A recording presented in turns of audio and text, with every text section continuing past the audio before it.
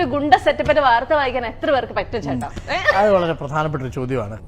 എങ്ങനെയാണ് തലമുടി ഇല്ലാതെ വാർത്ത വായിക്കാൻ? ശരിക്കും പറഞ്ഞാൽ എനിക്ക് തലമുടി ഉണ്ടായിരുന്നു, നിങ്ങൾ വിശ്വസിക്കില്ല. തൊട്ട് മുമ്പ്, അതായത് നമ്മൾ ന്യൂസ് ചാനൽ ജോയിൻ ചെയ്യുന്ന സമയത്തും തലമുടിയായിട്ട് തന്നെയാണ് ജോയിൻ ചെയ്യുന്നത്. അപ്പോഴാണ് ഒരു വെറൈറ്റി എന്ന രീതിയിൽ കോസ്റ്റ്യൂം ഒക്കെ ഡിസൈൻ ചെയ്യുന്ന ആൾ വരുന്ന സമയത്ത് ഒരു ചർച്ച നടന്നു. ആ ചർച്ചയുടെ ഭാഗമായിട്ട് പ്രത്യേകിച്ചൊരു ന്യൂസ് ചാനൽ പെട്ടെന്ന് രജിസ്റ്റർ ചെയ്യണമെങ്കിൽ എന്ത് ചെയ്യണം എന്നതാണ് ചോദ്യം. ആ ചോദ്യത്തിന്റെ ഭാഗമായിട്ട് പല പല ഐഡിയ വന്ന കൂട്ടത്തിൽ എന്നാൽ പിന്നെ നമുക്കൊരു സ്റ്റൈലും കൂടി മാറ്റാം നോക്കിയപ്പോൾ അങ്ങനെ ഹിന്ദി ചാനലുകളിലൊക്കെ പല ആളുകളും നാഷണൽ ചാനലിലൊക്കെ ചെയ്യുന്നവരുണ്ട്. BBC-യിൽ ധാരാളം ന്യൂസ് റീഡേഴ്സ് ഉണ്ട്, അൽ ജസീറയിലുണ്ട്. അപ്പം നമ്മളും അത്ര വലിയൊരു സ്വപ്നമൊക്കെ നമ്മൾ കണ്ടു.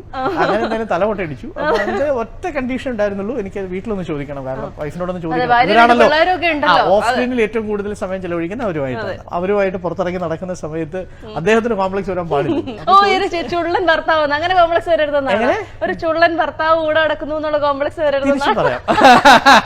അദ്ദേഹത്തിന് ചോദിച്ചു, അപ്പൊ ഓക്കെയാണ്, പിന്നെ പ്രശ്നങ്ങളൊന്നുമില്ല. പിന്നെ വേറെ ആരും ചോദിക്കേണ്ട കാര്യമില്ലല്ലോ. നമ്മുടെ ശരീരം, നമ്മുടെ തല, നമ്മുടെ തലമുടി. അതെ, അല്ല അങ്ങനെ കഴിഞ്ഞപ്പോഴത്തേക്ക് ഇതൊരു സുഖം കണ്ടെത്തിയോ? അത് കഴിഞ്ഞപ്പോ പിന്നെ നമ്മൾ അതിനകത്ത് കിറ്റുണ്ടായി. പിന്നെ അത് നന്നാണ് എന്ന് നല്ല രീതിയിൽ ആൾക്കാരെ സ്വീകരിച്ചു തുടങ്ങി. പിന്നെ അതിനകത്തൊരു ഐഡന്റിറ്റി വന്നു. മാത്രമല്ല ഇപ്പൊ വളരെ കംഫർട്ടബിൾ ആണ് ഞാൻ. അല്ലെങ്കിൽ ഈ തലമുടി ചെയ്യല്, അത് ഒതുക്കല്, ഇതൊക്കെ മാറിയല്ലോ. ഇപ്പൊ നമുക്ക് വളരെ പെട്ടെന്ന് ഒരു ബ്രേക്കിംഗ് വന്നു കഴിഞ്ഞാൽ വേറെ ആരോടും ചോദിക്കേണ്ട കാര്യം, നേരെ കയറുക. നിങ്ങൾ തലമുടി പോലും കൊതേണ്ട സമയമില്ല. അത് നമ്മുടെ 24 സ്പീഡിന്റെ ഒരു കാരണമായി ഞാൻ ഉള്ളിൽ എന്നെ പറയുന്ന കാര്യം അതാണ്. നമുക്ക് തലമുടി പോലും ചെയ്യാതെ ന്യൂസ് പ്രേക്ഷകരിലേക്ക് എത്തിക്കും. അല്ല ചേട്ടാ, പക്ഷെ ഈ മൊട്ട അരുണെന്നൊക്കെ പറഞ്ഞിട്ട് യൂട്യൂബിലൊക്കെ സത്യമായിട്ട് ഞാൻ ബോഡി ഷേമിംഗ് അല്ല, എന്നോട് ക്ഷമിക്കണം. പക്ഷെ അങ്ങനെയൊക്കെയുള്ള ടൈറ്റിലൊക്കെ കാണുമ്പോഴത്തേക്ക് ചേട്ടൻ എന്തെങ്കിലും ബുദ്ധിമുട്ട് എപ്പോഴെങ്കിലും തോന്നിയായിരുന്നോ? ഇല്ല, കാരണം അതെനിക്കൊരു വലിയ ബോഡി ഷേമിംഗ് തോന്നില്ല. കാരണം അവരറിയുന്നില്ലല്ലോ എനിക്ക് തലമുടി ഉണ്ടായിരുന്നു എന്നും തലമുടി വടിച്ചു വെച്ചിരിക്കുന്നതാണ് എന്നും. ബോഡി ഷേമിംഗ് ആയി ഫീൽ ചെയ്യുന്നില്ല. പക്ഷെ അതങ്ങനെ ഇപ്പൊ എനിക്ക് ഫീൽ ചെയ്യാത്തതുപോലെ എല്ലാവർക്കും ഫീൽ ചെയ്യാതിരിക്കണമെന്നില്ല.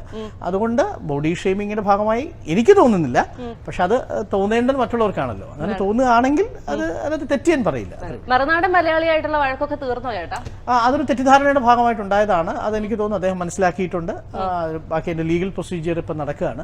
അത് എന്നെ മാത്രമല്ല, കമ്പനിയുമായിട്ട് ബന്ധപ്പെട്ടുകൊണ്ട് കുറച്ചധികം ഡിഫമേഷൻ ഫയൽ ചെയ്തിട്ടുണ്ട്. അപ്പൊ ആ പ്രൊസീജിയർ ഒരു ഭാഗത്ത് നടക്കുന്നു.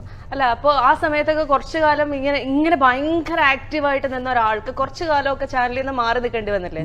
ആ സമയത്ത് എന്തെങ്കിലും വിഷമം ഉണ്ടായോ? ഇല്ല, ആ സമയത്ത് ചില സമയത്ത് നമുക്ക് ചില ബ്രേക്കുകൾ വളരെ സന്തോഷകരമാണ്.